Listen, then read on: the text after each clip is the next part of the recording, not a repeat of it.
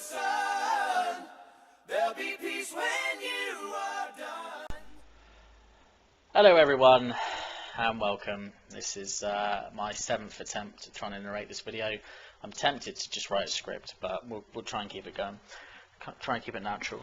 Okay, yeah. So I've just done Antorus, and I had to do it in 2 groups because the first group kind of fell apart when we hit our first roadblock, which was King Gorath, King Gorath, I think it's called.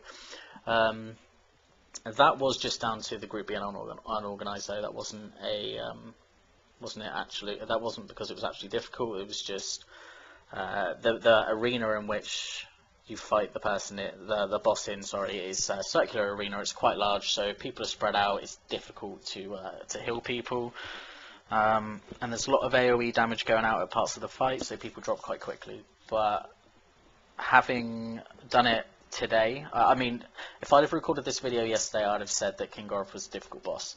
Having taken it on today in another group that was organised, really simple, It just dropped straight away.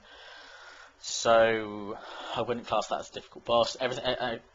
Everything up to King Gorath as well, really simple. There's no problems there. So we got to,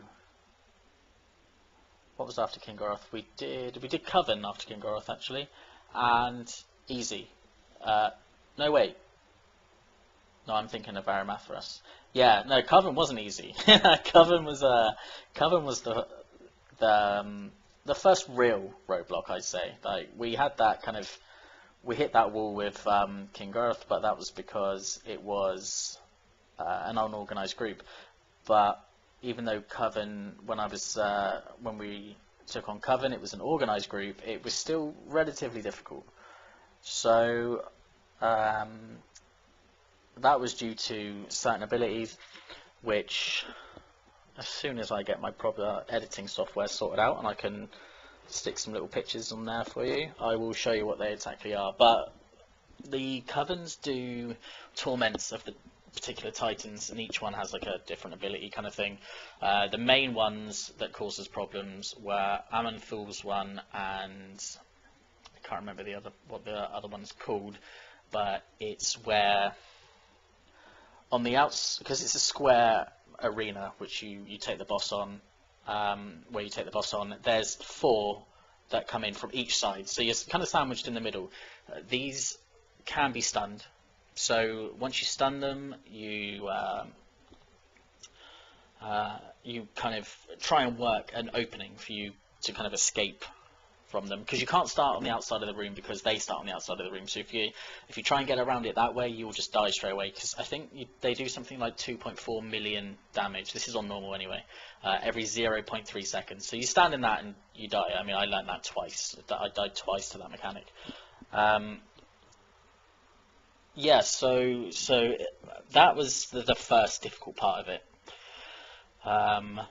And it took for me actually to speak up and say, we need to pick a corner. We need to pick one particular corner that we're gonna, just gonna stun the ads around that, and we'll escape through that corner, as opposed to all of us kind of panicking as soon as it comes up and trying to stun the mob nearest to us, break out that way. That's fine. Like, you can get out, but for me, which I found anyway, there was because there was so much panic kind of going on. I didn't know which corner to head for, or I saw a break where people have kind of created a break for themselves. I'd like Angelic Feather, just steamed, like try and get to this little gap, but by the time I got there, it closed and I was dead. So when we actually downed the boss it was only the 3rd attempt. When it went down, it took for us to pick a particular corner, and then the whole raid kind of moved over to the one corner, and it was really simple. So that was the first mechanic that we struggled on. The second one was Aman'Thul, but it's the Torment of Aman'Thul, but that's not because it was a tricky mechanic. It's just because the sheer amount of damage going out on the AoE pulsing damage is just insane. So it's 50,000 again on normal. It's 50,000 damage every 1 second, but it stacks. So it's 50, then 100, then 150, then 200, and it just builds up. And then if you don't kill them quick enough, I mean, you're talking what, 500,000 onwards pulsing damage every 1 second. That's a lot. That's a lot, and it's difficult to heal through. And I don't know if this happened or not, because I was more focusing on healing people. But I'm pretty sure at one point there was 2 of them up, 2 visions of Amanthor or whatever. But yeah, that was we got them all down. That was fine. It's just quite a healing intensive part of the fight. But that's basically it. Overall, we're getting to the end of this video now, so I should probably wrap this up. Overall, it was a simple fight. Sorry, it was a simple raid. The whole raid was pretty simple. Again, it is on normal, so I can't really, heroic's probably, well, it is a lot harder. I know they've buffed it recently as well, and we know mythic's difficult. But normal wise, yeah, don't feel scared to just jump in. The requirements on particular groups are just ridiculous. I saw one earlier that wanted you to link curve and have 940 gear, but the place drops 930 gear.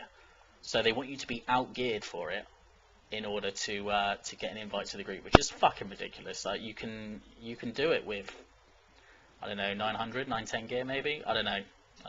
Obviously, I've not tried it with that. I was 930 when I went in.